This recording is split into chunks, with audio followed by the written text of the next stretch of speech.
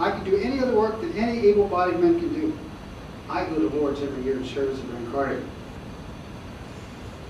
Well, that's all that I can give you. I mean, we could go all night, but I better cut through some.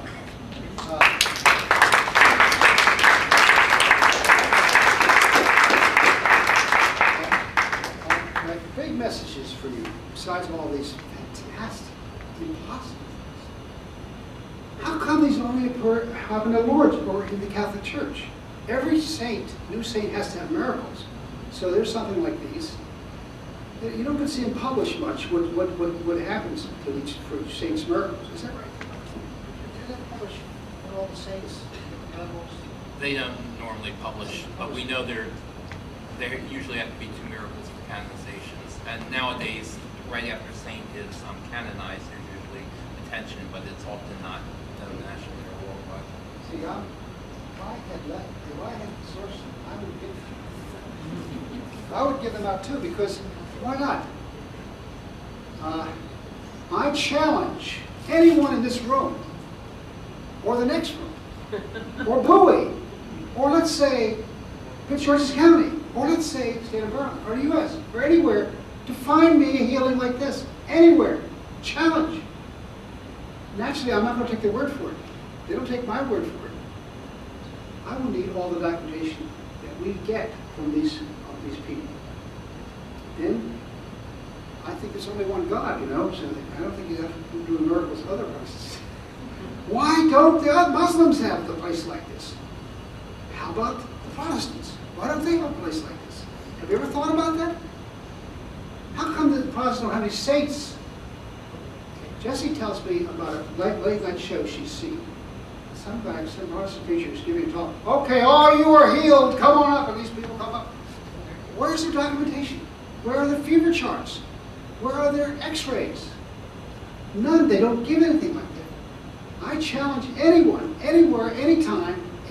John Hopkins, I've been talking to them about this. Oh, no, well, Ralph Cohen talks too much about stuff like that. That's what they're probably saying. But they should think, this is healing. Absolute healing. This is it. This is the best healing you'll ever see anywhere. Even if your truck falls on you 7 years later. So we don't guarantee we don't guarantee immortality.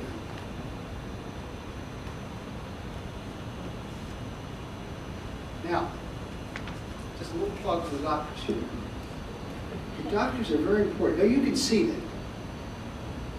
They don't. Nobody gets to the bishop until the doctor's agreement. And the doctors have several different layers of people, of doctors. And we had someone here from a local high school in D.C. I won't say the name of the high school. It was a lady got cured of cancer. It turned out she just had chemotherapy. Well, maybe that cured her, see? You got to be no other treatment, no effective treatment, no effective treatment. A little bit of communion in the wafer is not what we consider a medical treatment. Most people wouldn't do it.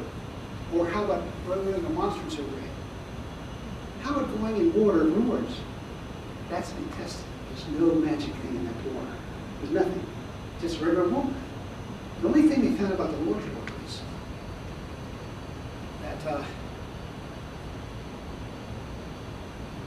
they found a lot of people in the early days were infected going in that water.